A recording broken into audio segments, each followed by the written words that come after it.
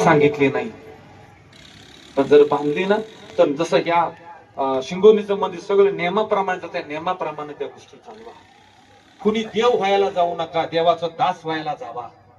देव समजून घ्या. देव समजणं एवढं सोपं नाही, पण त्याचं लेकरू म्हणून त्याच्यापाशी राहा. देवापेक्षा मोठी व्हायला माणसं चालली, मोठं होऊ नका.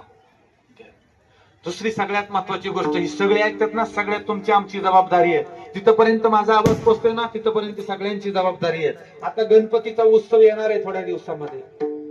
गणपतीचा उत्सव थोड्या दिवसामध्ये येईल आणि गणपतीला मामासारखं कारागीर बनवायला लागतात आणि मामा गणपती म्हणून मामाला बसवतात. हा प्रश्न आहे, मामा बसवता का गणपती बसवताय? आपल्या मामाची विटंबना झाली नाही पाहिजे, तशा मूर्ती बनल्याच नाही पाहिजे. गणपतीला गणपती राहू द्या, मामाला मामा राहू द्या.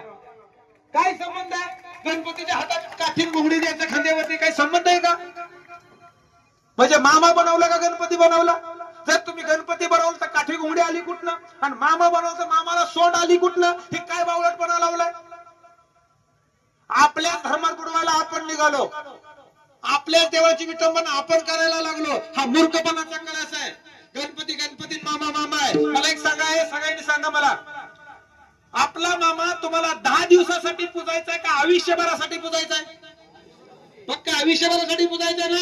मग गणपती ठिकाणी गणपतीच बसवायचा आणि मामाचं जे ठिकाण तुमच्या आमच्या हृदयात आहे ना, तिथंच ठेवायचं. मामासारखा गणपती गणपतीसारखा मामा बनला नाही पाहिजे, ही विटंबना थांबवायची. दुसरी गोष्ट, लग्न पत्रिका कमीच निघतात, पण तरी सुद्धा काढत असाल तर नका छापू त्या पत्रिकेवरती मामांचे फोटो. कुठल्या कुठल्या कचऱ्यातून कुठं कुठं पडतात हे तुम्हाला आम्हाला माहिती आहे. हाताने त्या विटंबना करू नका. मामाने नाही सांगितलं तुम्हाला माझं फोटो त्या पत्रिकेवर छापा म्हणून आणि मी तुमच्या लग्नात हजेरी लावल, जा झाला तुमच्या लग्नाचा तिकडं, पण देवाची विटंबना करू नका. ते पावित्र्य जपा. एक अगरबत्ती जरी ह्या मामाला लावली ना, पण तुमची निष्ठा, तुमचा विश्वास आणि तुमची श्रद्धा असेल ना, माझा देव तुम्हाला आईच्या अंतःकरणाने जवळ घेईल आणि बापाच्या कृपेने तुमच्यावरून डोक्यावरून हात फिरवेल. पण तेवढा विश्वास, एवढी निष्ठा पाहिजे. त्यामुळे ह्या गोष्टी कुठेतरी थांबल्या पाहिजेत. कुठं तुम्ही इतर ठिकाणी जाल, कुठल्या देवऋषाकडे जाल, कुठं तुम्ही जाल आणि मामाच्या नावाने तो तुम्हाला पैसा मागेल, त्याचा मामाचा काडी मात्र संबंध नाही, नीट लक्षात घ्या. ते तुमचं तुम्ही बघून घ्या. तिथं पैसा त्याच्या मड्यावरती घातला, मामाने माझं काम केलं नाही, मामाचा त्याचा संबंध नाही, ते तुमचं तुम्ही बघायचं. त्यात मामाला मध्ये घ्यायचं नाही. पटो नाही तर नाही पटो, पण हीच गोष्ट खरी आहे.